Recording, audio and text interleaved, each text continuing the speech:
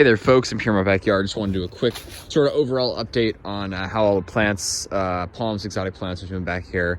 And yeah, I'm really pleased with how everything's done. You know, we haven't run into trouble with weather or any such events so far.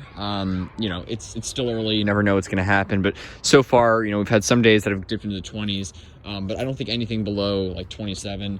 As the low, and certainly the coming days, I think it's going to be on Saturday like the high of high in like the 60s and a low in the 50s, like low of like 56 or something. So yeah, the weather is actually really mild. It's like actually the lows are considerably milder here, you know, this week in December than they are in LA. By the way, the weather right now, I keep tabs on the LA weather just because, you know, it's head out there every now so often, and I'm really interested in that. The weather in LA, the lows are in like 37 some of the days. I mean, isn't that crazy? 37. I mean, the low of all last year in LA was 42, and now it's 37. All of last winter. And yeah, now it's like several days 37, so it's pretty chilly in LA. And Albuquerque, I keep tabs on Albuquerque because Albuquerque is about the same zone as here. It's just a dry climate, so you have big Washingtonia foliifera, which won't grow in the wet winters here. But Albuquerque's you've got areas now, southern Albuquerque area that are 7B. Most of Albuquerque is probably about 7A, and then you've got northern parts of Albuquerque, which are 6B. And even in those 6B areas, you'll find big 20-foot Washingtonia foliifera that survive for, you know, they survive really well there. And so I've been sort of keeping tabs on that. It's like the lows are like 19 or 20 Fahrenheit consistently in Albuquerque. So yeah, it's actually like colder here, colder in Albuquerque on an average winter. It gets much colder than here temperature wise. It's just the dry climate really helps out this washy. So it's just very interesting to keep tabs on. But yeah, I mean, you never know. We'll see how the winter goes. But yeah, everything's doing pretty well. Tequila here, again, this is my former biggest trackie. Now it just looks so tiny compared to my other one, but it's doing really well, coming along nicely. That frond snapped, unfortunately, a couple weeks back, but it's really grown really well over this past season and put out quite a few fronds, and it has these beautiful exotic looking fronds. I really love them. I think it's a beautiful palm, and yeah, you can definitely tell it's not Fortunae. It's interesting because some of these other leaflets, I don't know if it's just they're really beat up or what, but they really look more Chamaerops like, very thin, and then these newer ones tend to be more rounded, almost like a waggy a little bit. Definitely not waggy though. It looks very distinct. You can tell these fronds are definitely distinctively their own species. Whether it's true tequila, again, I mean, it was. The guy who sold it to me at Pungo Palms Nursery, he's a palm expert, so I trust him, and he assured me it was true tequila. You know, obviously, if you guys think it's not, you know, we'll only see as it grows. We'll only see with age, but yeah, whatever trackie it is, assuming it's true tequila, it is doing really well. And yeah, keep you guys updated on that. Sable Minor has grown a lot, hasn't put out, my other one's putting out a mature frond. This one hasn't put out any mature fronds yet, but again, it looks really great. Never needs protection here.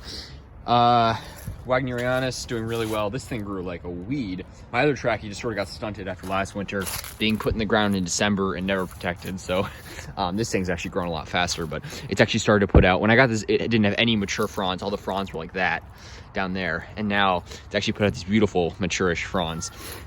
Looks really nice, and it's got put on quite a bit of height.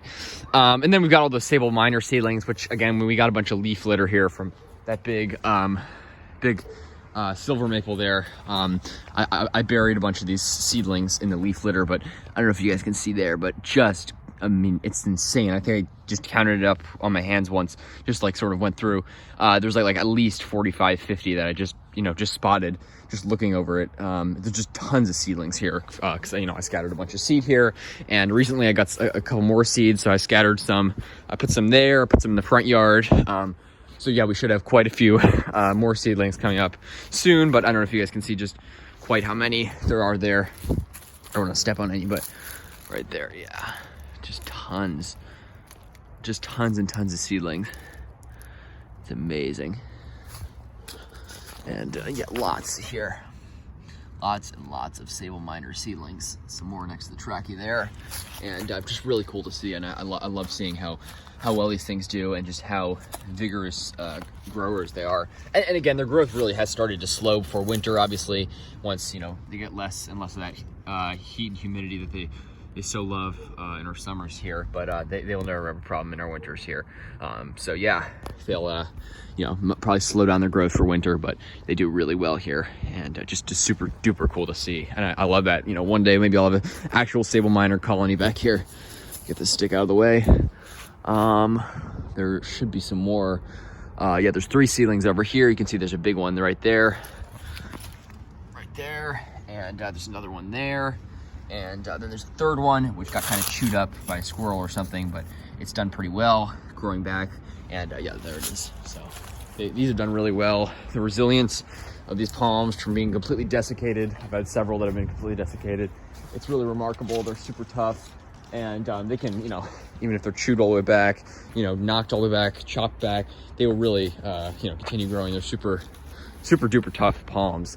And speaking of tough palms, bringing to my last and certainly most prominent palm. Again, I've had this for like 2 weeks now, maybe less, and every time I come out here, never fails to amaze me. Just this beautiful trachea, and I haven't only watered it once. It's gotten some nice rain, but I'm gonna definitely give it some more water. It looks like it might have gotten a little bit less water than it would have liked. At the nursery, you know, they obviously had a lot of plants to care for there, and I don't know as many here, so I'll be specializing on this. This is my pride and joy.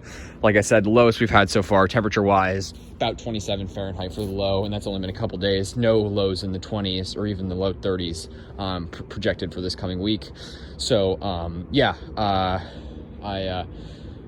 it should be doing really well. And of course, I'm gonna bring it in if it gets below 20 Fahrenheit, just to be safe. Of course, they're tougher than that, but you know, it's in a pot and it's a little less hardy there. I buried some, the roots are a bit exposed. I buried them with some leaf litter a little bit. That should help a bit. Just, you know, little things to help out. And then got a lot of new healthy spears and new fronds opening up there, which you know, are doing, you know, they're doing well. And like I said, we've had quite a few humid days this December, this late November as well. So that certainly helped it out. And really cool to see, because I love, you know, it's interesting because the growth really slows in winter with all these palms, obviously, because they got to conserve their energy. But I've been keeping my eye on, you know, their growth, and it'll be interesting to see if these new fronds actually open up in winter time, or if they just grow really slowly. And then, you know, in the spring and summer is when they do their major frond flushing, and they put all their fronds out. So I'm really looking forward to seeing how this thing does, and I can't wait to get it in the ground in spring. That'll be really a great day. So thanks for watching, folks. Stay tuned for more videos. Just a little update that I wanted to do on my backyard palms. I'll do a front yard update, an update on my other palms soon. We'll be going away for the holidays, and I'll keep you guys updated on everything. So yeah, don't worry, you guys will be seeing lots more holiday palm videos. And yeah, as we go into this cold period, you know, it's always can bring a sense of being on the edge a bit for some of us palm growers, growing more marginal species like Trachycarpus, you know, if you get some cold days. But overall, you know, these palms can take winter pretty well, especially like sable minor and stuff like that. And winter is really, you know, it's in one sense a sense of, you know, we gotta be on the edge a little bit about the temperature, but it's also, you know, a sense of pride and everything, seeing these cold temperatures that these palms endure, and so long as it doesn't get too cold, which it usually doesn't here. I mean, these palms, just seeing them in like a really cold day, just completely shrugging off those snow and cold temperatures, is just incredible. And it just amazes me, because, you know, the stereotype about palms, you know, that they're tropical plants only, is definitely not true, because if they were tropical, they wouldn't even be able to make it outside today. And just really amazing to see, and I just love that. And Spanish moss also, this clump from Virginia Beach, almost entirely shriveled up. I'm just gonna leave it there, you know, why not?